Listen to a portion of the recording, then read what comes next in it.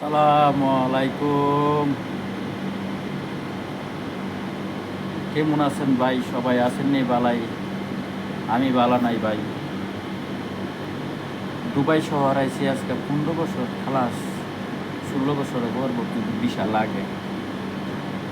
প্রত্যেকটা 2টা বছর পরে পরে মনে করেন যে এই বিশা আজকে লাগবে কালকা লাগবে, এরকম করতে করতে মনে হতো 2 মাস 3 মাস করে জায়গা প্রত্যেকটা বিশার ভিতরে। এখন আজকে 3 মাস ধরে আমরা শেষ 4 মাসও করে দেবো গা, তারপর তো আমাদের বিশাল লাগতেছে না।